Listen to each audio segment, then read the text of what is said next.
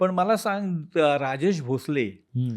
या नावाला आणि चेहऱ्याला ओळख कधी मिळाली असं वाटतं तुला? अ, दुनियादारीमुळे खरं तर मला म्हणजे आता ओळख तू सिनेमा दुनियादारी, हां, दुनियादारी संजय सिनेमा, जाधव. संजय जाधव. ते हां, पण किस्सा असा आहे, की संजय दत्ताचा मला फोन आला, की हां. "राजेश तूने वो फ़िल्म किया है ना, दुनियादारी सीरियल केलीस ना?" तो म्हटला, "हाँ." "कौन सा रोल किया तूने?" म्हटलं, "अश्क्या किया था." "अभी अभी कौन सा करेगा तू? कौन सा करेगा?" म्हटलं, "सर तुम्ही सांगा ना, हां. तुमच्या डोक्यामध्ये आहे ते." "नाही." म्हटलं, "मी अश्क्या केला होता मालिकेमध्ये." "तू एक काम कर, तू नित्या कर, नित्या. वो अच्छा रोल है." म्हटलं, "सर तुम्ही सांगताय तर," म्हटलं, हां, "चालेल." हां. आणि मग नित्या जे कॅरेक्टर केलं ते एवढं हिट झालं. त्यातलं ते सई ताम्हणकरचा जो सीन आहे माझा, हां, हात वळणे हॉस्पिटल कुठे आहे? हां. तो सीन एवढा हिट झालाय, की मला आताही लोकं म्हणतात, की ते हात वळणे हॉस्पिटल कुठे आहे? किंवा कोणाच्या पायी पडू नका, फक्त माझ्या पाया पडा. ही 2-3 डायलॉग एवढे फेमस झालेत, की अजूनही मला लोकं भेटले, की सगळे प्रश्न विचारते, की मस्त आहे तो डायलॉग मला खूप आवडतात. हां. आणि ते पण मला आवर्जून सांगावसं वाटतं, की ते जे होतं म्हणजे त्या चित्रपटामध्ये, की कुणाच्या पाया पडायची गरज नाही, फक्त माझ्या पाया पड. हे पालुपदनं राजा को दे दे, असं स्वप्नील जोशीने सांगितलेलं आहे संजय जाधवांना, अच्छा. की हां, हे हां, ना त्याला ते करू दे. हे सतत करू दे. और जब मैं मरेगा ना, हां. तब ये बोलेगा ना, की सगळ्यांचे नको मैं पाया पडू नको, मी तुझ्या पाया पडतो. हे जे शेवटी तो बोलेल ना, तेव्हा प्रेक्षकांच्या डोळ्यात पाणी येईल.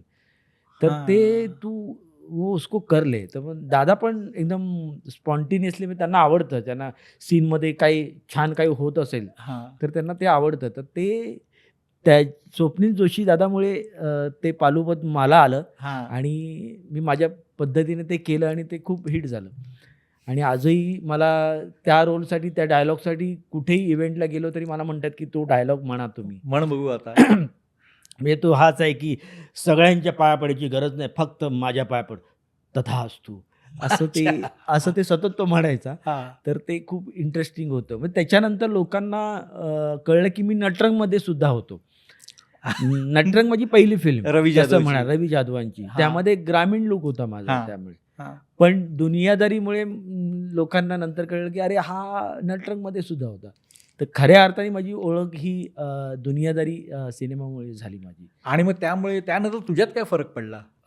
माझ्यामध्ये फरक म्हणजे एक तर मला खूप बरं वाटलं, की मला लोकं ओळखतायत. आजही मला काही वेळे असे बघून Googleवर हे करून राजेश भोसले, तर मला खूप प्राउड का वाटतं कारण मी खूप सामान्य घरातून आलेलो आहे. माझी बॅकग्राऊंड अशी नाही आहे. म्हणजे माझे मामा गावामध्ये नाटकं करायचे पूर्वी. म्हणजे ते नाट्यसंगीत वगैरे करायचे तेव्हा लहानपणी मी मामांबरोबर म्हणजे आजोळी मी म्हणालो हं, ना हं, मुरुंबाडमध्ये, हं. तर तेव्हा ते मला घेऊन जायचे. तर कदाचित तिथून काहीतरी आलं असेल मला, की हां, नाटक आपण करूया वगैरे, वगैरे. हां. तर तशी बॅकग्राऊंड माझी स्ट्राँग नाही, की कोण फेमस कोणतरी ॲक्टरचा मुलगा आहे किंवा कोणतरी माझ्या मामा-आबाचे असं फेमस असं कोण नाही आहे. त्यामुळे दुनियादारीनंतर लोकं ओळखायला लागल्यानंतर खूप बरं वाटायला लागलं, की आपण आता जरा लोकं मला ओळखतायत. तर एक एक छान फील आला आणि मग त्याच्यानंतर मग मी सर म्हणालो, की आता आपण चांगलं करायचं. लोकांना अपेक्षा आहेत ना माझ्याकडून, की हां. दुनियादारीमध्ये मस्त काम केलंय. तर आता आपण अशी कामं करूया, की आता अजून त्याच्यापेक्षा अजून वेगळं काही करता येईल. तर तो माझा प्रयत्न चालू असतो आणि त्या पद्धतीनेच आता मी जी कामं करतोय, तर ती तशीच करतोय, की ती कामं बघून लोकांना पोचपावती म्हणजे त्यांना माझं काम आवडेल, अशीच कामं मी सध्या करतोय. काही सांगशील? आता तरी माझ्या 2 सिनेमे माझे आता येतायत. त्यातलं एक आहे मर्दिनी नावाची फिल्म आहे, जी श्रेयस तळपदे निर्माते आहेत. अजय मयेकर डिरेक्टर आहे. तर ती फिल्म आता शूट झाली आता. तर ती आता लवकरात लवकर रिलीज होईल. अ, आय थिंक 3 जुलैला रिलीज होईल ती मर्दिनी. आणि आत्ता एक तांडेल नावाची फिल्म करून आलो आता मी. हां. त्याचं अजून शूटिंग चालू आहे माझं. मी आता कोकणामध्ये 20 दिवस होतो तिकडे आणि त्याचं अजून 3-4 दिवसाचं काम आहे.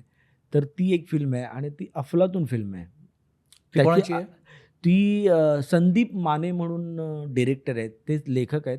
गेली 10 वर्ष ते समुद्रावर रिसर्च करतायत आणि खूप वेगळा सिनेमा आहे. समुद्रावर आहे. त्याचे अर्धे म्हणजे काय 50% शूट सगळं समुद्रातच झालेलं आहे.